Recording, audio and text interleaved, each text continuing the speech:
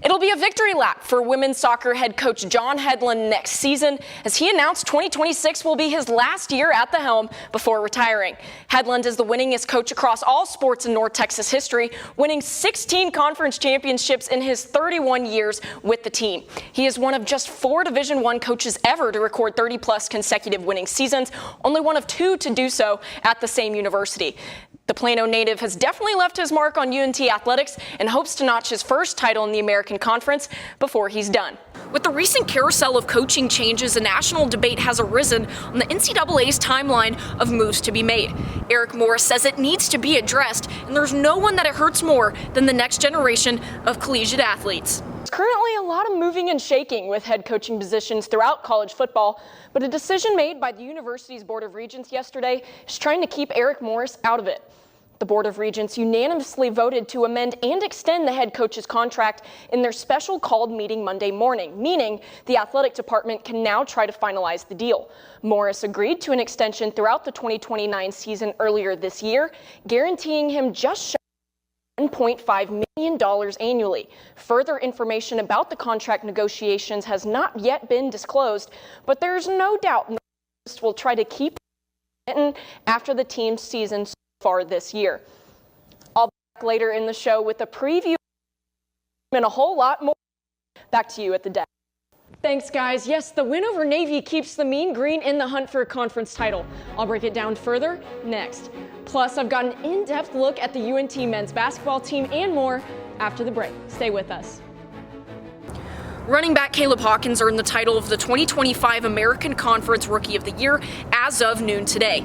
Many know the freshman for his prowess on the field, but to his teammates and Eric Morris, he's special for more than just his play. It's been 9 months since that move made by the Mavericks' now former general manager Nico Harrison, and despite severe pushback from fans, Harrison said he had no regrets about trading the guard, a sentiment that may have changed after the team fired him today. Mavericks fans chanted "Fire Nico" during the team's date with the Milwaukee Bucks last night. Although they got their wish today, their hopes for a win were crushed when Dallas lost 116 to 114. The Bucks rallied from a 13-point deficit in the final period. Guard Ryan Rollins put the nail in the coffin with less than 20 seconds in the game.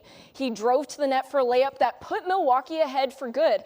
The Mavericks will try to regroup and change the course of the season tomorrow night when they host the Phoenix Suns at 7:30. The Rangers may have gotten swept, but the North Texas volleyball team has had the opposite result in the Texan Classic, beating 3 teams in as many days.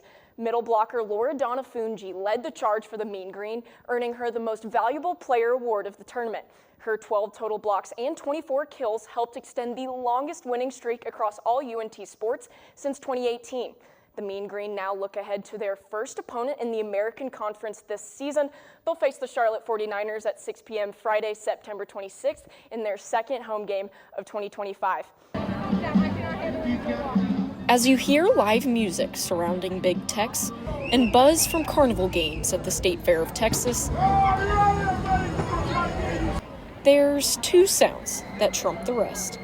Go Longhorns! Woohoo! Boomer Sooners, go! Yay! The Red River rivalry game between the Texas Longhorns and Oklahoma Sooners is at the heart of the fair every year. The matchup attracts roughly 200,000 people to the fairgrounds on game day, with over 90,000 witnessing the game inside the stadium.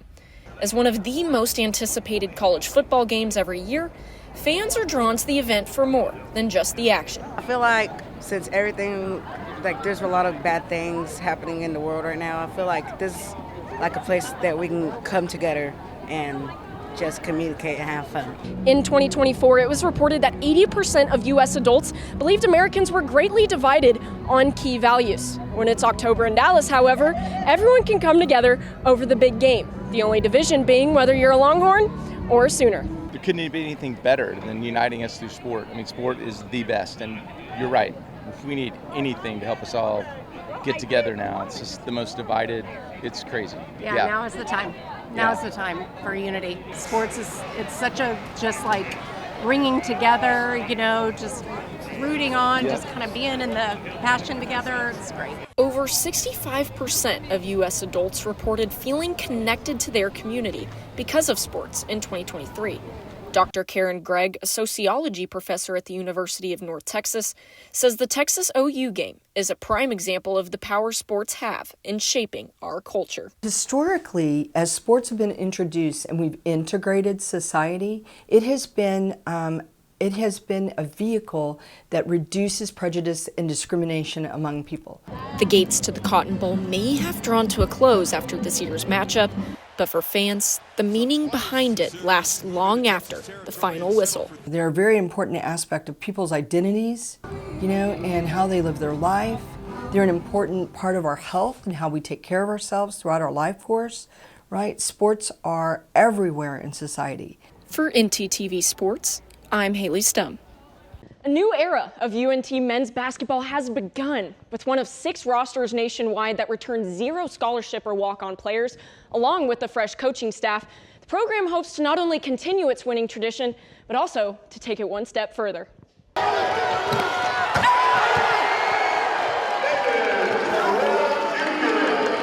Get ready for more dunks like this out of the North Texas men's basketball team this year, a new team with a new game plan. I feel like that's going to shock a lot of teams, just how physical we are, how aggressive we are, on both sides of the ball, and we just hope to build off of that. Physicality is a main focus of new head coach Daniel Robinson in his first year at the helm. Before coming to Denton, Robinson helped Cleveland State become the best defensive team in the Horizon League, forcing the most turnovers and allowing the fewest points per game. Senior guard Demarion Watson says, however, the head coach has sparked more than a new level of play. He just gives everybody so much confidence. I haven't played for a coach that has given me as much confidence as he has.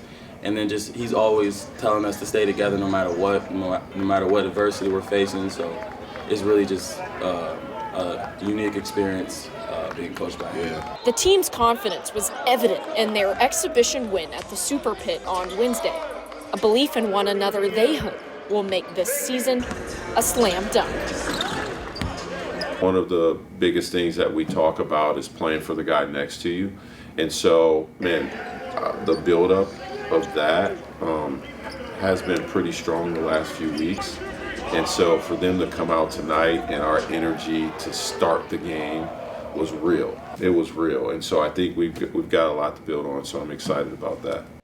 The Mean Green got off on the right last night, running away with an 88-54 win over the New Mexico Highlands Cowboys. They look to double their win total on Thursday when they host the Northwestern State Demons at 7 p.m.